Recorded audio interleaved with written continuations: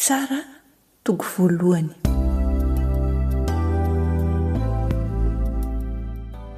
Ny niadiany zanak'Israely tamin'ny Kananita taorian'ny hafatesany Josoa.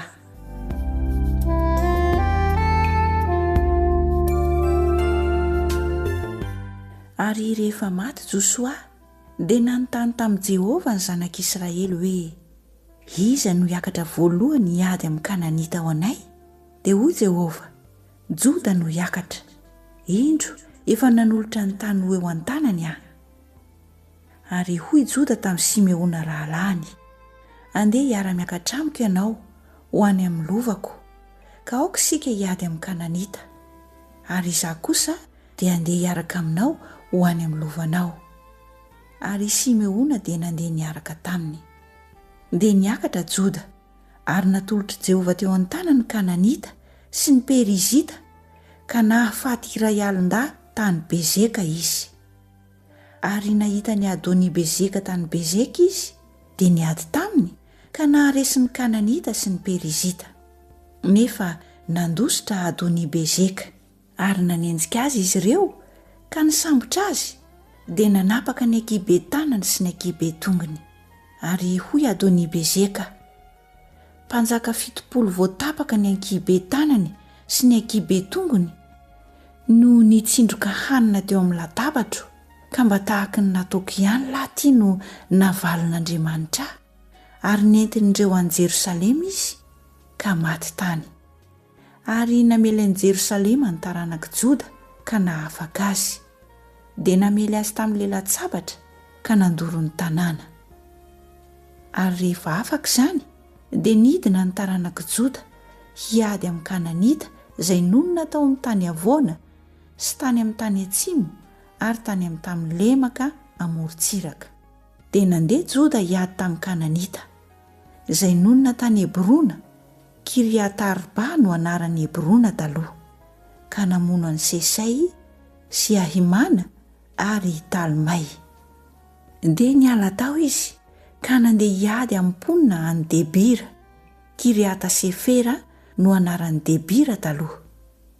Ary hoy Kaleba, izay mamela ny Kiriat-Sefera ka mahafaka azy, dia omeko azy Aksa zanako vavy ho vadiny.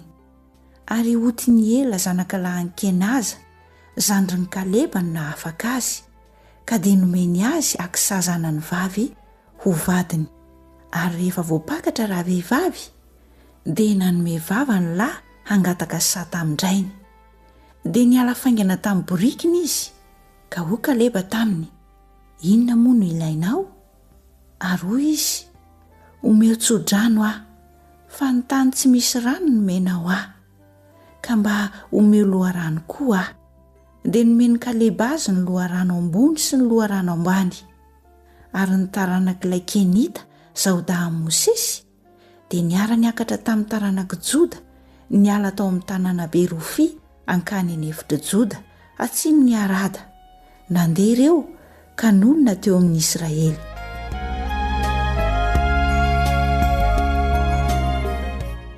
Ary Joda nandeha niaraka tamin'ny Simeona rahalany, dia namela ny Kananita izay nonona tany Zefata, ka nataony ringana ireo. Ary ny anaran'ny tanàna nataony hoe Horma. Dia afaka Joda Gaza sy ny sisin-taniny, ary Arsekola sy ny sisin-taniny, ary Ekrona sy ny sisin-taniny.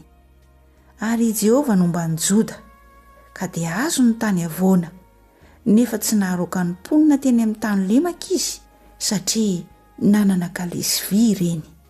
Ary Hebrona dia nomeny an'i Kaleba, arak'izay efa nolazain'i Mosesy, ka noroahany Kaleba niala tao izy 3 lahy taranaky ny Anakita. Ary ny taranaka Benjamina tsy nandroaka ny Jebosita izay nonona any Jerosalema, fa ny Jebosita dia miara-monina amin'ny taranaka Benjamina any Jerosalema ihany mandraka androany. Ary ny taranaka Josefa dia niakatra koa hamela ny Betela, ary Jehovah nomba azy. Dia naniraka hisafo amin'ny Betela ny taranaka Josefa, Lozo no anaran'ny tanàna taloha.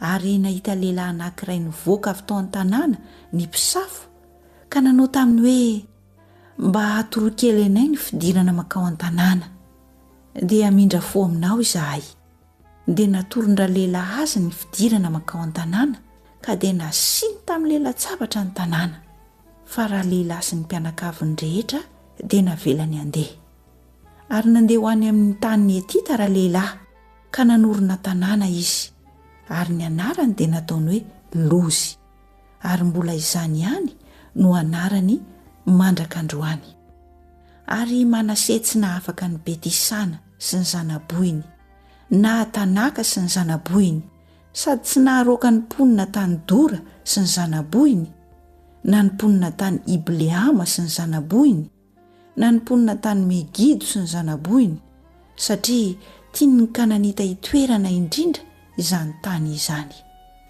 Fa rehefa niahery kosa Israely dia nampanaovy ny fanompoana ny Kananita fa tsy nandroaka azy rehetra izy. Ary Efraima tsy nandroaka ny Kananita izay nonona tany Gazera fa nonona teo amin'ny tany Gazera ny Kananita. Zebulona tsy nandroaka ny mponina tany Kitrona na ny mponina tany Naalola fa nonona teo amin'ny Kananita ka nampanaovy ny fanompoana.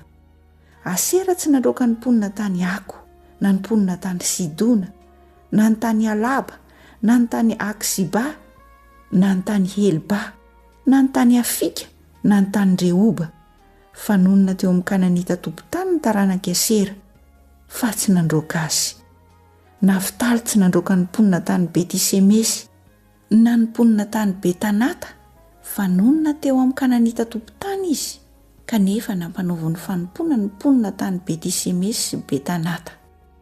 Ary ny Amorita nanesika ny taranaka Dana ho any amin'ny tany Avoana fa tsy namela azy hidina ho any amin'ny tany Lemaka fa tiany ny Amorita hitoerana indrindra ny tendrombohitra Eresa sy ny tany Ailona sy ny Salbima nefa nahery ny tanan'ny taranaka Josefa ka dia nanaovany fanompoana ireo.